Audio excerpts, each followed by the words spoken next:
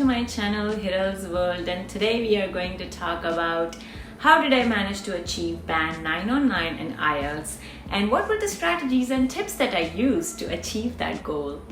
Now, before we dive into this topic, I'd like to share that all throughout my elementary and half of my secondary school, I spent studying in vernacular medium. That means I got my education fully in some other language.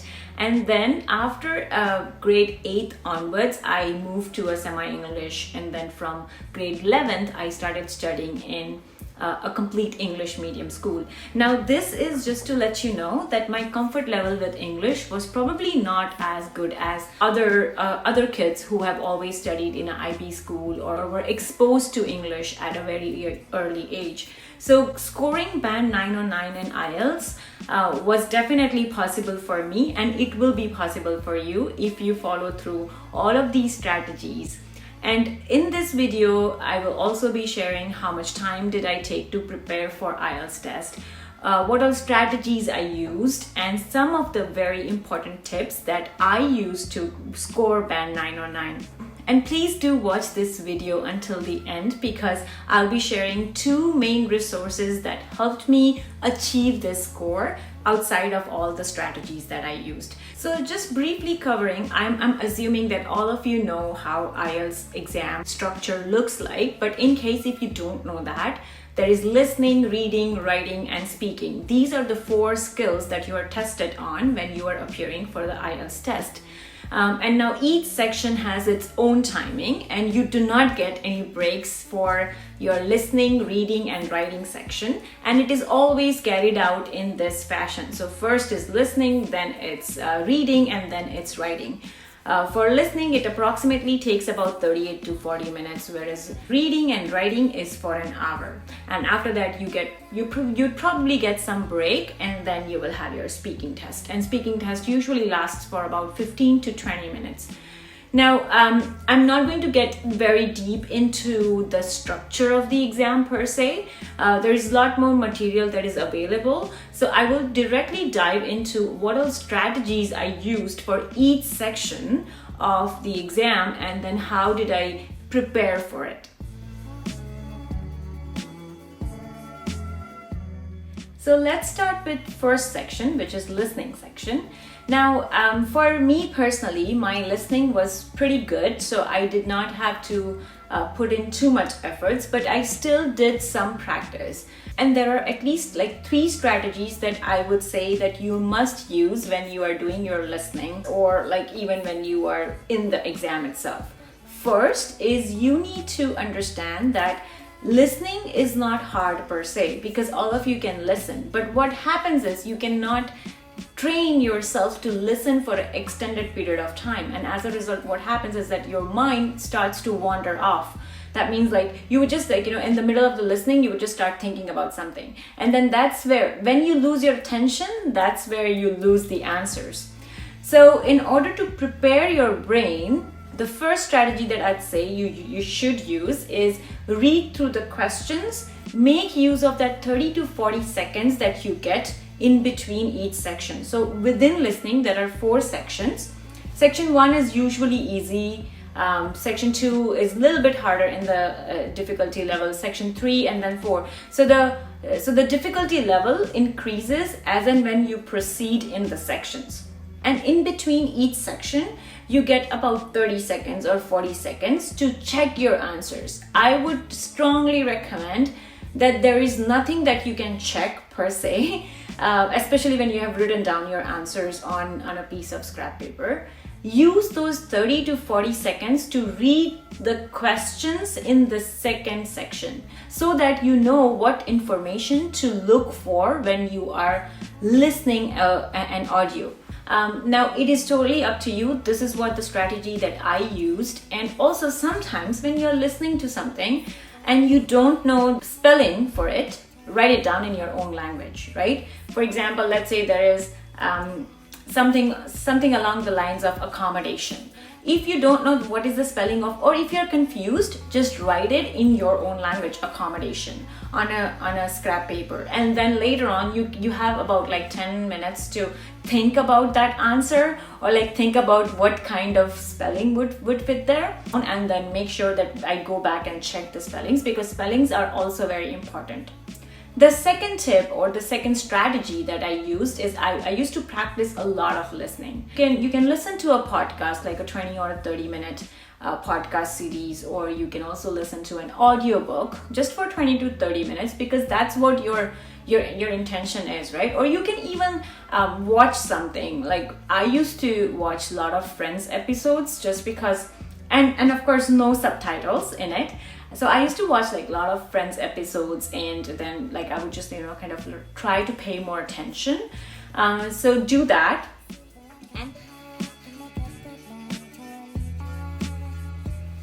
Now the second is reading. Reading is quite strategic when it comes to like achieving good scores in reading. Because I am from a science background, I love reading science researches, and anything that is related to science, it just fascinates me. But anything that is related to art or history was my weak point. So what I would do is like I would practice art and history reading, and then eventually like I would just get to know the subject matter more, and then that would make it a little bit easier. But that is not the strategy that I'm going to tell you. As far as reading is concerned, it can be learned. It is a learned strategy. So like reading is the easiest in terms of scoring 9 on 9. So what you should do to achieve good scores in reading is, first of all, of course, divide up your time. You get 1 hour for reading, and there are about 3 sections in the reading, right? So divide up your time. Now it comes to 20 minutes for each section. I would say that keep it 18 minutes for each section. After 18 minutes, if you are still stuck on that section, leave it, it's fine. Just make sure that like you're just quickly skimming through the questions, and then making sure that like you have at least kind of a rough idea of what the answer would be. Move to the second section.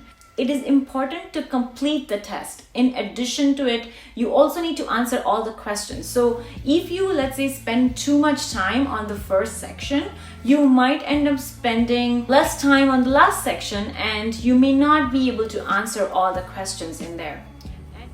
The third strategy is somewhat similar to what I had shared for the listening. So read through the questions. So how you should usually do, or at least how I did it, is I'd read through the topic sentence that is given for the paragraph, and then I would go to all the questions, and then I would just read through the questions in order to kind of understand what's needed. Do not spend more than 1 minute on this task, because you need to again get through the reading phase, right? And this can be achieved only and only if you start practicing more and more. One of the good ways of doing this is also reading newspapers. I know sometimes newspapers are super boring, but they are also the great source of giving you English information and increasing your vocabulary. So read through newspaper, and then eventually you'll see that your ability to read and skim through a paragraph has increased drastically. Now, before I cover writing, I'm going to cover up speaking part because writing is the most difficult section of IELTS, and I wouldn't say it's the most difficult section to cover, but it's the most difficult section to score good grades in IELTS. So let's first cover up speaking, and then I'll go to writing. So in terms of speaking, try to look through the latest topics that have come up. There are so many resources on internet, and also towards the end of this video, I'm again going to share those resources with you. Get one topic each day and practice. Practice it with a friend, practice it with someone who knows English or who can correct you. And if nobody can correct you, what you can do is you can record yourself or talk to Siri or talk to Alexa. For speaking, all I did was every single day I would take a topic and then I would try to kind of think about it, speak for 2 minutes, especially the long topic, right? The second part of your speaking. How it usually goes is that, like, in the second part, you have to speak for about 2 minutes, and then that becomes a little bit difficult because, otherwise question answer sessions can be covered up pretty easily. But when it comes to you speaking alone for 2 minutes, it gets really difficult. So make sure that you get each day you are taking one topic, record yourself, or try to kind of talk with somebody and then try to kind of tell them, okay, hey, here, you time me, and then I'm just going to speak. And if they can give you feedback, that's even better. I don't know if you have somebody whose English is better than you, then just go and talk to them. Always make sure to look through samples. There are so many samples available out on YouTube. Just skim through them, look at how 8.5 band people were talking, how did they strategize, how did they make sure that they are answering the questions correctly, and then make sure that you are speaking about it. One thing that I would definitely say do not do in speaking is don't try to memorize the sentences. Do not try to memorize vocabulary, because they are not looking at what kind of vocabulary you are using. They are looking at how well you are able to express yourself and how well you are able to carry through the conversation. And that's all about it, right? So then, when you try to mug up a vocabulary, what you will end up doing is you will just use that same vocabulary over and over again, which is a complete no-no for IELTS. So please do not do that. Now comes writing. Writing is the most daunting topic of all when it comes to IELTS. For me, it was super easy to do the writing part, just because I had prepped for GRE test, and then in GRE you have to do much more intense writing than you do for IELTS. But I'm going to share my personal resources with all of you to help you get there. Now, when it comes to writing, there are 2 tasks that are given. The first task is usually if you are giving an academic IELTS, then it's usually a graph or a pie chart or something related to academics, in which you have to explain them that graph or a diagram.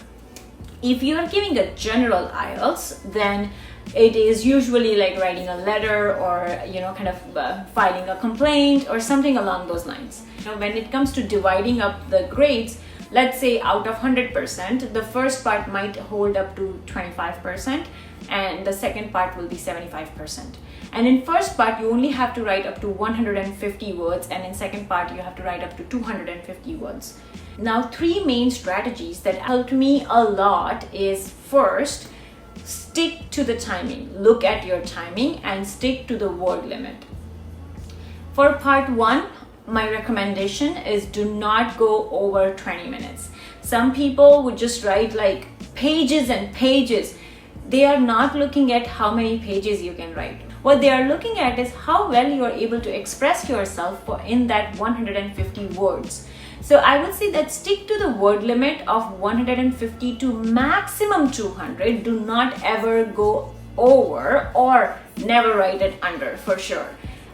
If it's 149, it's fine, but do not write just, let's say, 130 words. I wouldn't recommend that, and that will again lead to you getting penalized for your grades. So make sure that in part 1, you're only spending about 20 minutes, and in part 2, you are spending for the rest of the 40 minutes. And why? Because part 2 has more weightage, and then you have to write 250 words, and it has to be eloquent enough. It has to be grammatically correct. Now, do not use up all 40 minutes for your part 2. I would say keep it 35 minutes. And proofreading is the most important part of your writing assignment. Make sure that you proofread, because every time you proofread, your grammar, your punctuation, you will feel like changing the sentence structure. And do not use pen. I would say if you have a liberty of using pencil, always make sure that you use pencil, just because then it gets easier for you to make it neat and clean. Now, some of the writing strategies that I used is, first is paraphrasing. Make sure that you start your part 1 with paraphrasing of a question, and then make sure that you write different paragraphs. There are at least 3 paragraphs that you should write in part 1. First is always like a general, that you're explaining what's happening in that diagram, or like how many diagrams are there.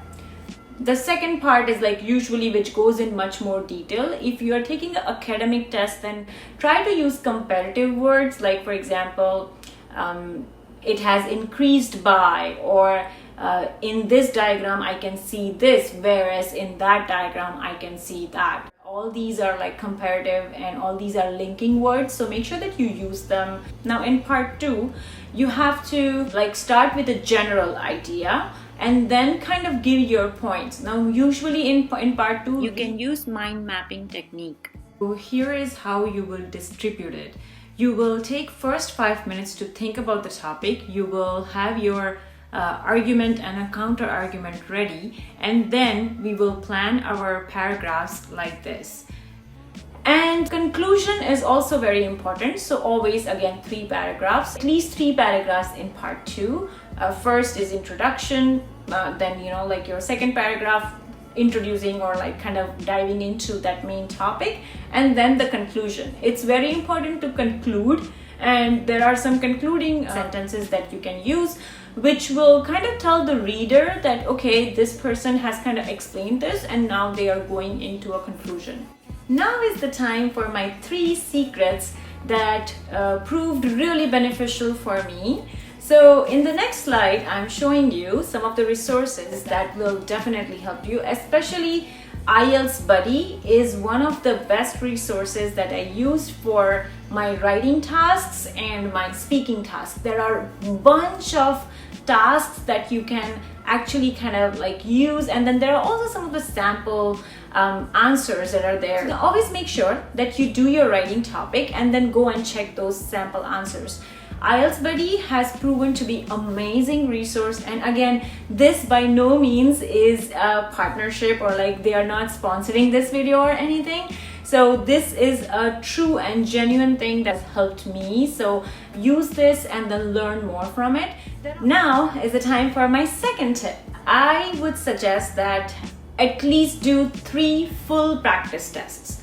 Now what I mean by 3 full practice tests means time yourself, right? And do listening, reading and writing back to back. Do not take any breaks, because in the real exams you don't get a break, and do this closer to the exam date. So let's say if you are giving your exam after 3 days, do it let's say a week before, like 1 test, then again next day the second test, and then the third test.